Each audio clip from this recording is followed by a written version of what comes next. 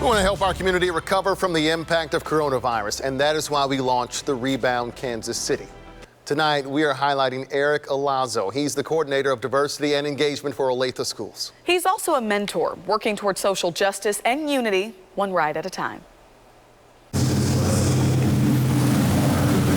It's quiet in this garage, not unlike schools across the country. We never came back from spring break. Erik Erazo is an Army veteran. He worked as a mechanic, but he needed a job. That landed me at Olathe High School about 17 years ago, and I just never left.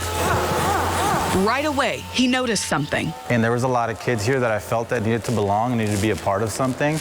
And I wanted to give them that because I didn't have a positive experience in my education as a young person. Erazo cruised through night school, earning his bachelor's and master's degree. In the midst of all the twists and turns, things were looking up. There you go, Manny, show them what's up. Oh. Big part of being able to reach our kids is to understand them, and just being around kids is how you're going to get to know, what they're doing and what's going on in their world. So he launched a club, linking students with mentors they may not have met without flashing lights. Maybe they didn't like the police. Well, what were those interactions? What did they look like? Were they ever positive? But I also thought about in the perspective of the police. Have they had positive interactions with our students? Now, they're not only building relationships. We were able to put the LED lights and put this bike together.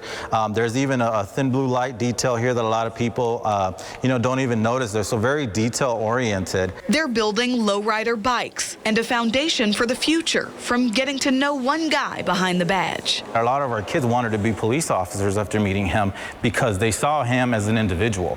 It was huge for him to know them. It's breaking down more than a bad paint job, but barriers that have prevented communities of color from connecting with first responders and law enforcement hand in hand. And we plan on putting some fire extinguishers in the back. I had all these plans. For example, the vehicle you see here is Olathe Police Department cruiser that we're building as a lowrider for the Olathe Police Department. Parked, like the program, because of the coronavirus. And it just all kind of stood still. So it was just really surreal. But as we look forward, you have to start thinking, how is it going to be most effective to make sure that our kids get the same education that they would being in the classroom? In my biggest hope is that I can get those guys in here in a safe way and that we can work on these things together and continue to have those relationships. Erazo believes this program is a shining reflection of what kids can accomplish with their hands as he focuses on their hearts. But to hear what they have to say and what they're thinking and how this is affecting them, because it is a big deal. It's something that's massive right now that's happening that, our kids might need to talk to somebody. All this week, we're introducing you to people who are not only impacted by COVID-19, but are helping our community rebound. You can find their stories at kshb.com/rebound.